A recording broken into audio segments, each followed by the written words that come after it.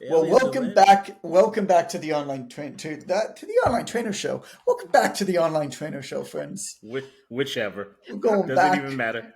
We're Back. going back to the old school. Welcome back to It's Possible. Welcome back to the online trainer show. Welcome back to the Goodman show. Welcome back to the Obvious Choice podcast, the most recent iteration in many, many episodes that we've done. Happy to have you here, Len, Amber. Good to see you both, as always. Thank you. Today, Amber's going to lead this conversation, much to her demise. And what we wanted to talk about is what actually happens when somebody raises their price. In particular, there was who was it? Canva made a huge price raise, right? And and we thought it'd be a really fun case study to talk about, like, what is going to happen when you raise your price, and people get upset, but the realities of it and why it may or may not be a good idea. And so this is a situation that Amber was following. She brought it up to us, and we thought that it'd be good to kind of talk about and use as an example. So what happened, Amber? It was like a massive raise, right? Yeah. So Canva, for those who, for some reason, you don't know what Canva is, Right. it's design software that is known for being really user friendly. So for like creatives who are not technologically savvy, this is like a godsend of software. About I think 2 or 3 years ago, they created a Teams plan, which was targeted towards small business owners. Mm-hmm. And so you can have multiple people within your business use the same account for better workflow and all of that kind of stuff. When they announced that, at the time, it was $150 for the year for up to 5 people. Fast Okay. forward to about a month Wait, ago. $150 a year for up to 5 people. What if you Yes. had more than 5 people? Then you had to pay extra. I couldn't find details on what it was in addition, but I want to say it was probably around $50 a year for each additional Okay. person. Yeah, because those types of things where you have to pay per user or per seat Yeah, get really expensive. it Really, does. really expensive. And that's what's happening. So about a year after they launched that, they kind of quietly changed the plan from including up to 5 users to up to 3 users. And then a month ago, it increased an insane amount compared to the original amount. So if you had 5 people on your team, Mm-hmm. it's a 233% increase from 2-ish years ago to now. So when people were paying $150 a year, they're paying like $500 a year now. And so the internet is just lit up with users who are absolutely Right. angry at this price increase. And I just know that that backlash is such a fear of a lot of our Mm. our coaches. And I think it's interesting because of course people are upset, but there's a lot of, like, from a business perspective, things to think about, especially with Canva's story, that I think is really interesting. So like you said, it's The just a good first thing case that study. comes to mind, I mean, I we were paying for Canva at one point. We did have a Teams account. I don't know if we still do. I'm so It's all comically online. irresponsible with business that I don't even know what we spend money on or what we don't. I just caught a $4,000 charge from Amazon that I don't recognize. I was like, what the hell is this from? I'm just so irresponsible fiscally. But Oh man. so I know that we had one at one point. What the first thing that jumped out to me, Amber, and tell me whether I'm reading the situation right, was it kind of seemed like they were trying to hide the price raises. Like, it wasn't simple. It wasn't, you were paying X amount, now we're raising the price $20 to Y amount as of this date. If you need to take any action with your account, it was like, oh, you get 5 users, and then quietly, oh, by the way, now you get three, and we're just going to start billing you for the extra two. Oh, now it seemed like they kind of used this weird aspect of usage of the tool that most people don't even know that they were using it that way or signed up to the thing that way, and chose to raise the price on that. Yeah, the first Is time they that raised the price, that's definitely how it seemed that they approached it. The second time, with the most recent price raise, they definitely gave enough notice to give people an opportunity to make adjustments if needed. Mhm. So they gave them essentially 3 months. And then so they sent an email out to like about 800,000 accounts saying, hey, in 3 months, prices are going up because we've invested in X, Y, and Z. As as a thank you for being loyal customers and supporting Canva, corporate speak bullshit Sure. stuff. For the first year, you get a 40% discount off of the new price. And then after that, it goes up to the official new price. Fine. So they were Not more bad. straightforward. Yeah. Yeah, It's not bad. still a massive increase, but they handled it better this But time. did people know that they were on a plan? Like, do you think that people using Canva know what kind of account that they're signed up for? Do you think they understand? Because like, I went into my Gmail account. Oh, we had that Dropbox thing, remember? Yeah. It was like Dropbox says that my yearly whatever is up and it's going to renew and take the time to review your account. Which great that they sent that email. And I go into Dropbox. I was like, I didn't even know we had a Teams Dropbox account. I go into it and I'm like, we have 8 users. This is going to renew for like $700. Like Amber was the only one that used it. 5 of the 8 people don't work on the team anymore. Like somebody set this up a few years ago, set up everybody in the company on it because middle management, who gives a fuck? Yeah. Right. Put everybody's name on it and forgot about it. I wonder how common that is. I'm sure it's fairly common. I think with this, given the price difference and the name of the subscription, I think that helps. But I'm sure that they forget how many seats that they had. A pro user account is, $13 a month for one person, versus whatever the math ends up being for a team. But it's definitely a significant difference. So hopefully they didn't miss it. But hopefully they didn't miss it. But if they're if they run a company like I do, then they might have. Yeah, exactly. Okay, so what jumped out to you about this then? Why did you feel like you really wanted to bring this up? How are we going to relate this to our people who don't have 800,000 accounts Right. that they're raising the price on? Yeah. Can you So imagine? I just feel bad for their customer service department because I know how many emails they're getting of people that are just purely. It's such a shit show and it's so impossible to manage. I spoke to somebody who worked in the Facebook. I think it was in the Facebook ads department once because somebody on our team got hacked and it resulted in they had an admin account to our Facebook advertising and they got hacked at midnight and this person rang up something like $17,000 worth of ads on our account overnight. And they weren't actually ripping us off as a company, they were ripping off Facebook. Yeah. Because they knew that we were going to get refunded. It was going to be a pain in the ass. They knew that we were going to be refunded. They were stealing from Facebook right through our account.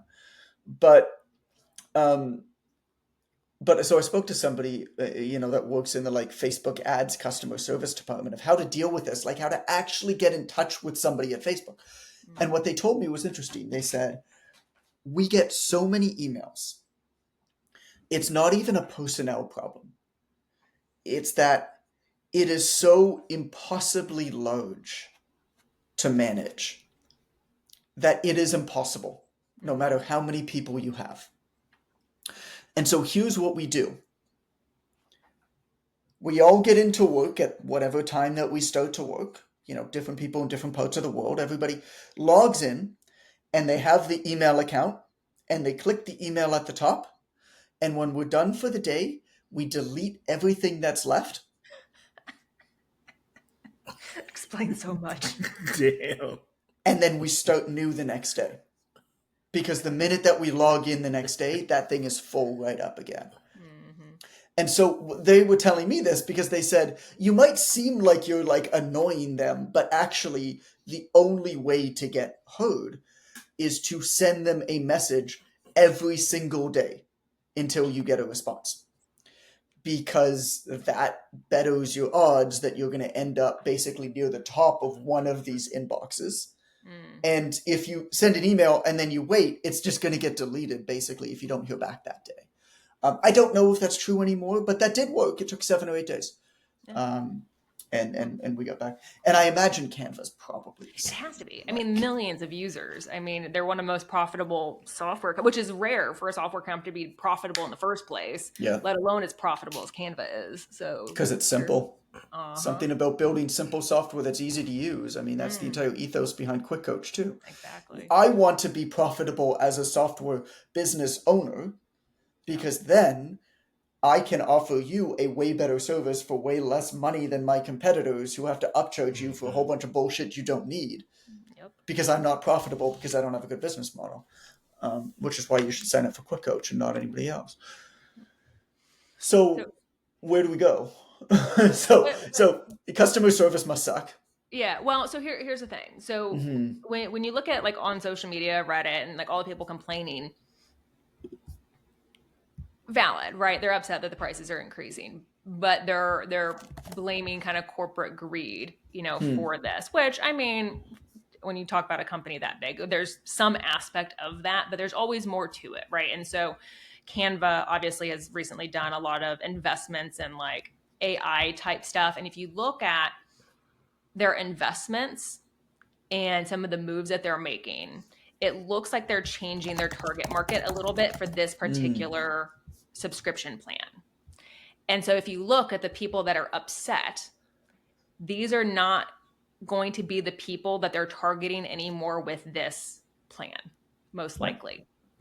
And so the backlash that most coaches would feel as they grow their business may not be their customers anymore. So like navigating Interesting. that, right? And so if they're improving, their services, if they are adjusting their target market and they raise their price to accommodate for that, how they take that negative feedback that they're getting and managing that, I think is really important, and putting it in its appropriate space.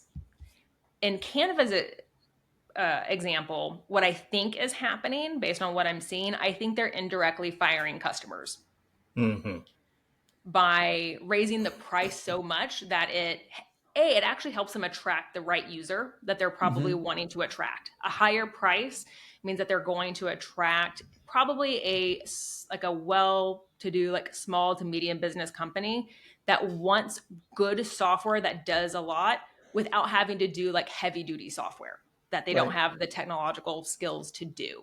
But that helps them determine that that's the right product because it's a higher price. Because if we're comparing software A, software B, and software C, if we don't have any technological skill, how do we compare software?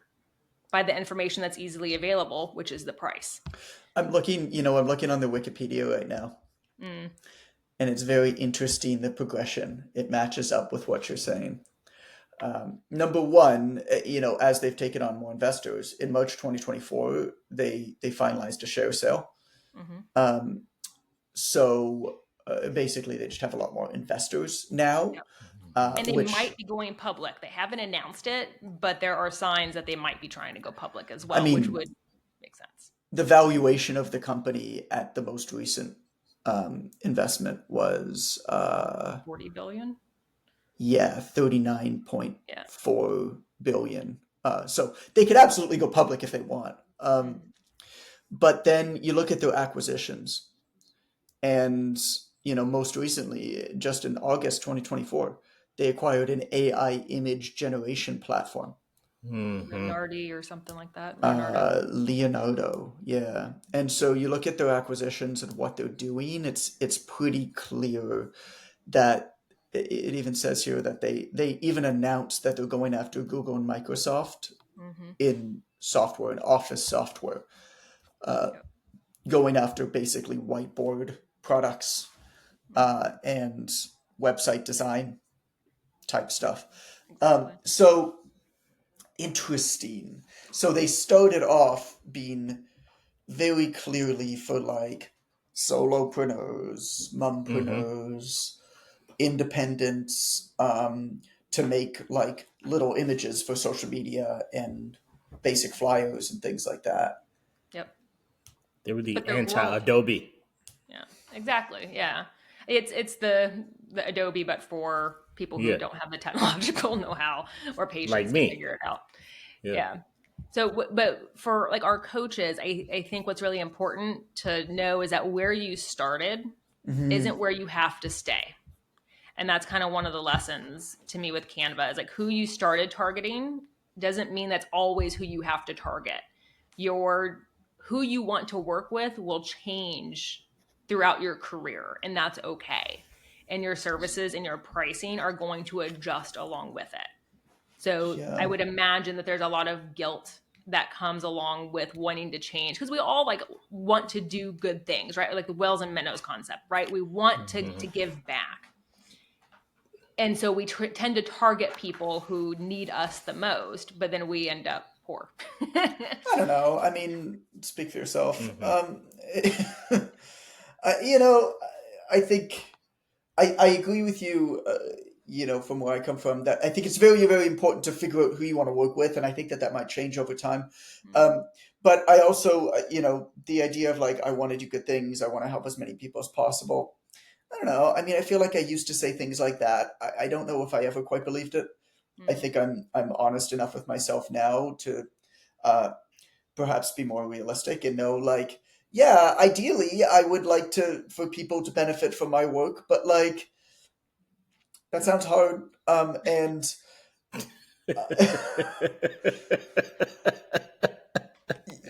Oh, that's the best. really like my responsibility is primarily to my family, Mhm. and to myself. And there was it's like perhaps that's not altruistic, um, but what was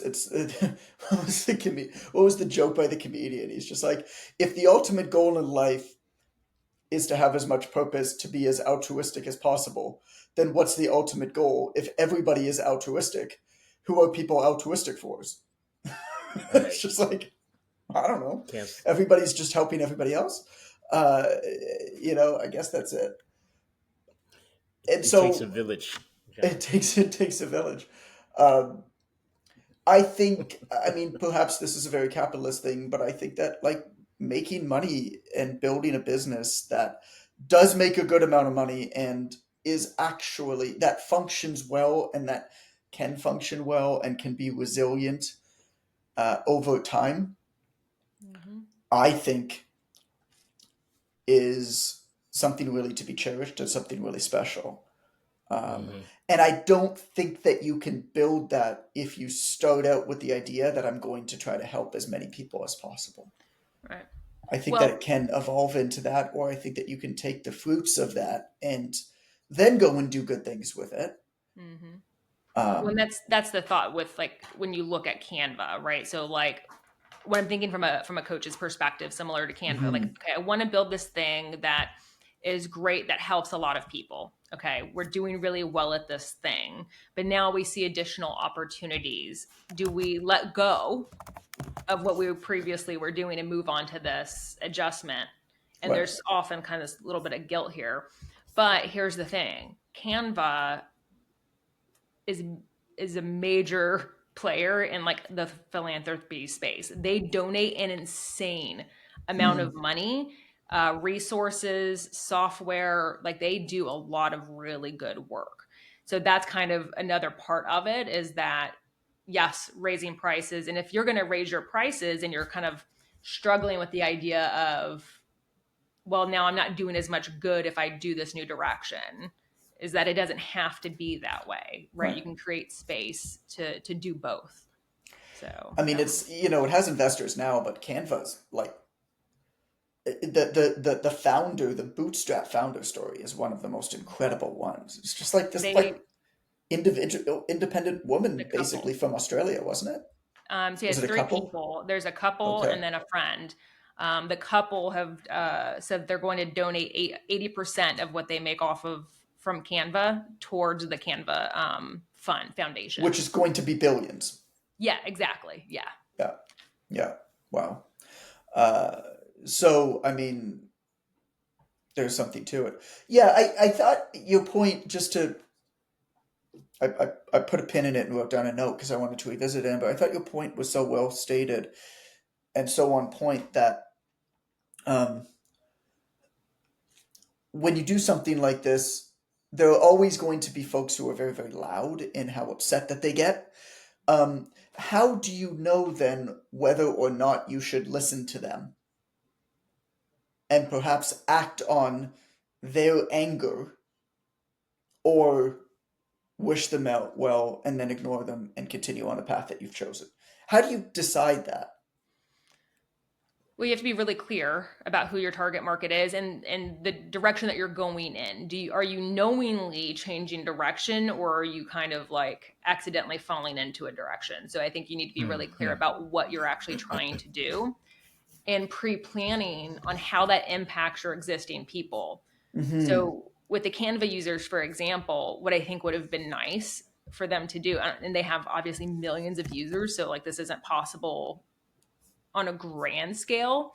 But would be nice is like cover the top two biggest issues. Okay, if I'm going to leave, how do I get my designs right? How do I address this thing? Actually helping people who Yeah, Canva is make no the longer transition. right for off board. Yep, exactly. Hmm.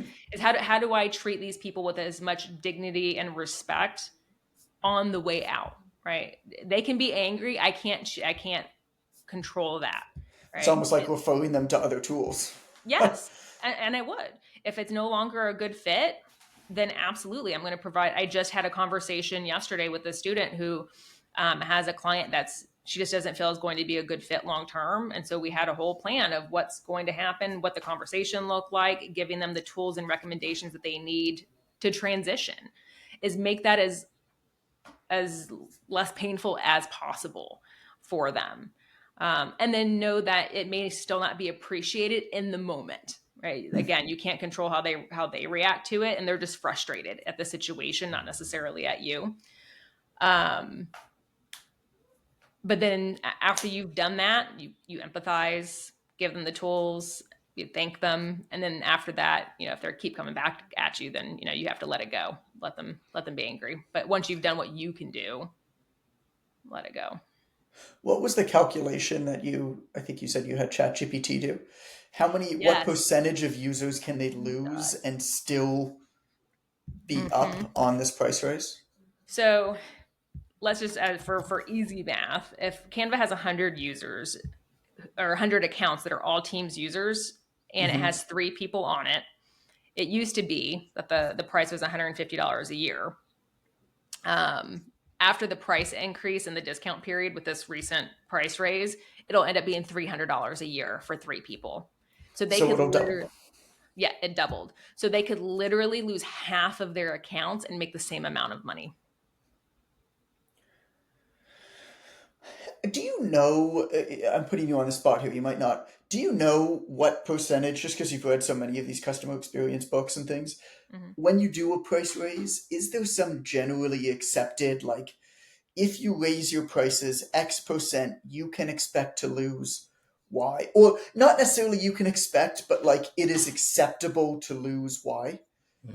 Just because Um, it depends so much on profit margins and all that stuff. well, There's so many. that's why I'm curious. I think it would depend on how happy users are as well, right? Mhm. Customers, users, clients, whatever.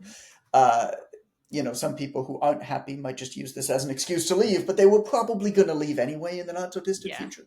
Yeah. And so that would be an interesting stat because I don't know what it is, and I should speak with some friends of mine that have software platforms.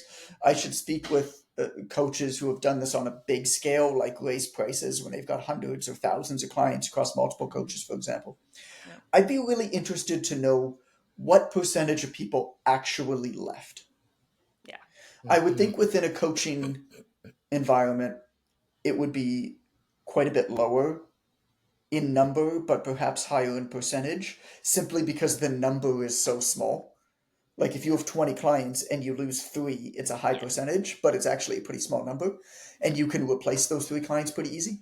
If you have 2,000 customers, call it, and you lose 300, for instance, I don't know, I don't do public math, it's probably about the same percentage. Right. Um, Well, and then but how it hard is might be it a for bigger them to leave? impact.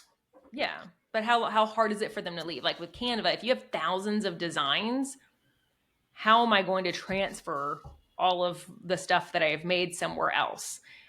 Is it worth my time, my effort? I have to learn a new software, all of that stuff. So Sure. yes, there's There's a definitely stickiness. Well, exactly. people are so I think what and I actually read a really fascinating, it was super interesting. It was the guy who was one of the heads of marketing for Nike. Nike has just been in the shitter. Like, their company has just been awful.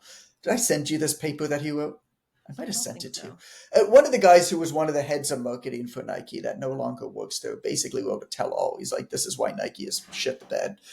And what happened was that Nike was all in on brand, and Nike was all in on basically like local relationships with different small retailers. Mm. So big retailers, but also small retailers like independents, right? And they made a shift to become basically a direct-to-consumer e-commerce brand. Mm. So they made a shift away from brand, and they dropped something like 9,000 independent retailers. Whoa. Because some efficiency expert somewhere Mm. probably said, y'all, if we just sell this straight from our store, from our warehouse, and we cut these guys out, here's how much more money we'll make. Which was probably true on paper, right? Um, what he said, though, I mean, the brand part is obvious. Like, Nike is all brand, right? And so now you're going direct to consumer. Here's a sale, there's a sale, there's a sale, paid ads across the board, basically, is what they shifted. So that obviously hurt them. You go from like the Air Jordans to trying to sell somebody on 30% off. It's just a different conversation. You're taking the intangible that only you can compete on, and then all of a sudden you're doing the thing that other people have already been doing on a bigger scale better than you and trying to compete with them on. But the second part of it I thought was much more interesting with this guy's kind of tell-all expose, whatever, is he said what Nike underappreciated was how routine oriented and how ritualistic customers are. Yep. Customers that need to buy running shoes go to the same store they've always bought running shoes in. And if they see Nikes there, they're going to buy Nikes because they've always bought Nikes from that store. If Nikes are not in that store, they're not then going to go on to Nike.com. They're just going to buy something else in that store. And I think that psychological quirk of how routine oriented we all are, because there's too much to do, I think is underappreciated in this conversation. People don't leave. What was to me, Amber, we did a full year of product innovation research before we put a single line of code down on Quick Coach. Mm-hmm. We did a full year. We worked with a team that specializes in product innovation research that teaches it at Harvard University to do studies. You didn't know that it was us because they were anonymous. Mm-hmm. We built prototypes. We did pamphlets. We tested assumptions. We did tremendously detailed interviews. And the number one thing that jumped out to me, well, two things really jumped out to me. One is just how unbelievably cumbersome and overly complex and hard to use and overly expensive and bloated the existing solutions were in the trainer software market. But the second piece kind of contradicted that. I don't think we spoke to a single person who was happy with what they were using. Mm-hmm. That's not true. One or two of them were. It's not true. I can't say that. Most people were not happy with what they were using, but it's also software, and most people are not really happy with what software that we're using. Like if you ask people if they love Quick Coach, they're like, yeah, it's fine. It's easy. It does what it needs to do. Like, it's kind of like a hard thing for you to wake up in the morning and be like, oh my God, guys, you would not believe. I just tap it into my phone and it just works. Oh my God, it's incredible. You have to check it out. You have to check it out, guys. Like it doesn't like software doesn't really work like that. You know what I'm saying? So there's a few, but yeah, it's rare. in fairness, we do get messages every day or two in the group of people being like, I love this, where have you been all my life? But like in fairness to the other companies out there, people saying that they didn't love or that they were unhappy with their current solution, take it with a grain of salt because it kind of what it is. Nobody wakes up in the morning and they're like, oh, I really love that I get to use software today. It's just not a thing. But the second piece of it was really interesting because the second truth that came out of all of this research was that despite people not being happy with what they were using, they were not willing to even consider changing. It was either so difficult and painful for them to onboard and get to know how to use the thing, or they've just grown so comfortable in how they do stuff. It's just how they do it. And they're not going anywhere. And if that's not a lesson for working with your clients too, I don't know what it is. So, that's human nature. I think with some businesses more than others. Like one of the reasons I wanted to get into the software game and one of the reasons that I entered it the way that I did with a very low barrier of entry, free, simple tool like Quick Coach was that I know that when you get on there, you will like it. You will get your clients on it. You will build it into your routine of how you do stuff. And then it'll become ritualistic. And as a result, it will become sticky. And you're probably not going to go anywhere. I also know that my marketing strategy is not targeting people to switch from other platforms. It's newer people coming in, or it's people using like Google Sheets or something that's just the most terrible user experience ever for the clients. Amber, I watched the new video that you made, by the way. It was really good. I like all the GIFs. It was fun. Yeah. I didn't want to use like official ones because I wasn't sure about the legality of it since it was for like a business website versus like social media fun. So I went with You used all of ours, yeah. It was fun. No, it's a great demo video. Oh, Way better than like the 30-minute one that we have, having like a 2.5-minute demo video. That's fun, more engaging. So, people get into routines and habits, right?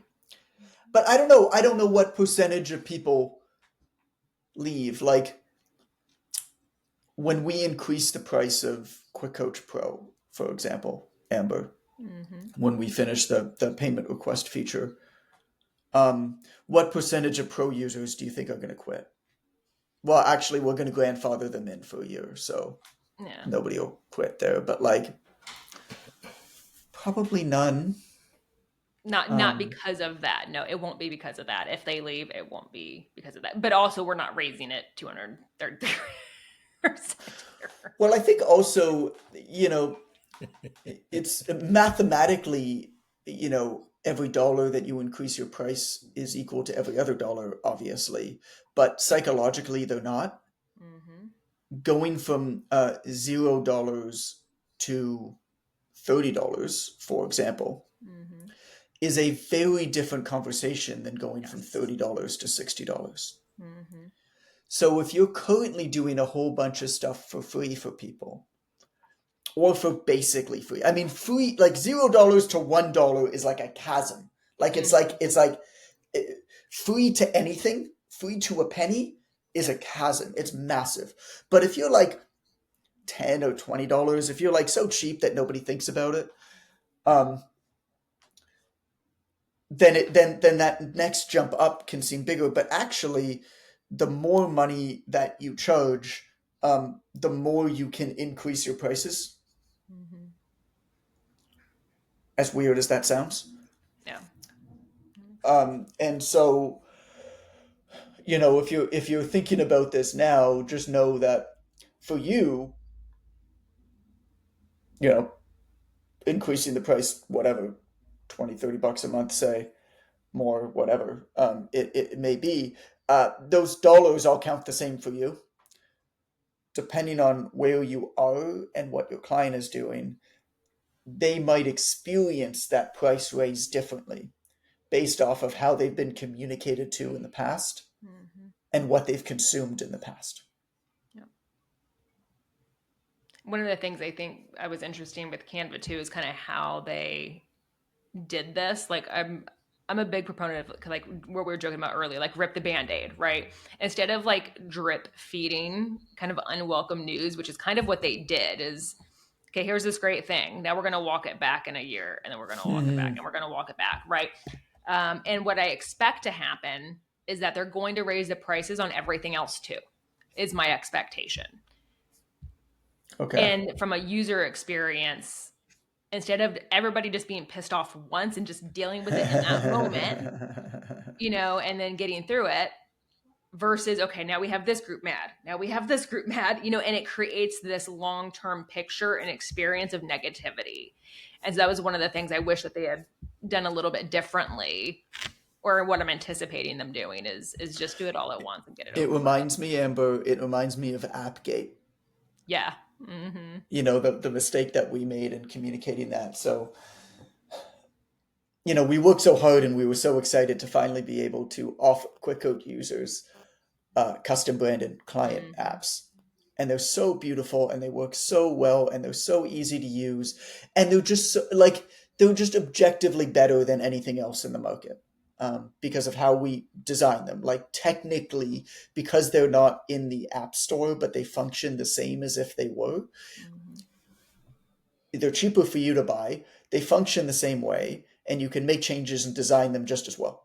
So they're better in every way because of that choice. We were really excited to tell people about it, and so we were teasing the apps for a month or two before they came out, and everybody was getting really excited. Can't wait. Hundreds of messages in our Facebook group. We knew the whole time that this was going to be also the introduction of a paid tier. And in order to have the custom branded app, you would need the paid tier for $30 a month, which is like nothing compared to. I mean, you get one client, you pay for that hopefully 5 times over. Yeah. Should be 5 times over. But we didn't tell people that. We were teasing for a long time this feature, and then it almost seemed like a bait and switch, as opposed to either communicating that this was going to be a paid feature from the start, and then teasing it, or just releasing it all at once, right? And not teasing that. So that's something definitely that we learned. Like a lesson from, that was not. We definitely learned that lesson. Yeah. So what do you think the big take home is here, Amber? So I think the biggest thing I wanted coaches to kind of take away from this was, just because people are upset when you raise your prices doesn't mean that they're right. And that, not that you've made a bad decision.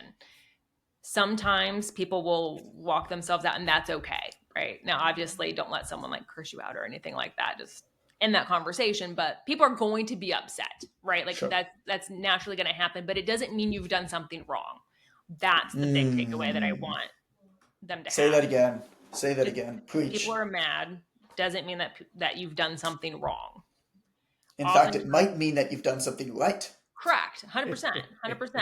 And that you can use you raising your prices as a way to, I don't know how else to say it, is to indirectly fire customers or your clients, right? For the ones that it kind of separates the wheat from the chaff, right? Like the ones who are in it and excited about it, they may say something about it, but they stay, right? But then the ones who leave, it's just no longer, you guys don't have the same vision going for it. And that's okay.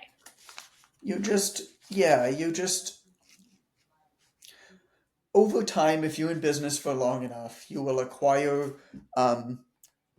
higher quality customers or users and lower quality customers or users. And the lower quality customers, I'll just wrap everybody in the same customers, clients, users, whatever. Yeah. Everybody, it's the same thing.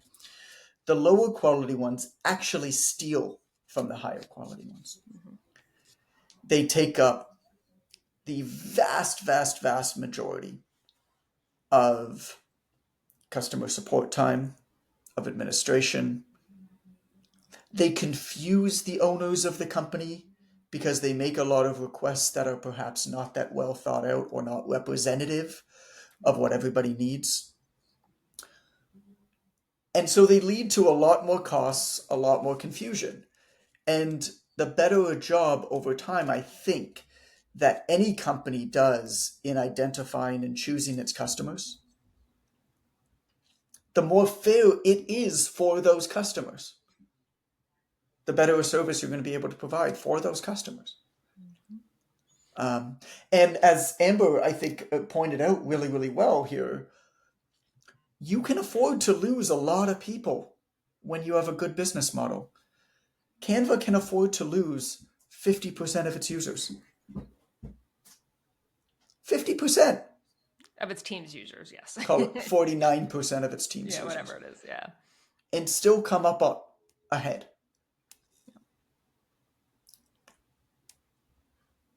And the users will be better. And they'll have less bloat on their tech infrastructure. Yes, that's a big one. Yeah, there's a direct correlation, kind of like the crazy hot matrix, but for like price and like entitlement with customers, right? This isn't like always true, but often when something appears to be discounted or cheap in price, the difficulty of the customer tends to go up. Yes.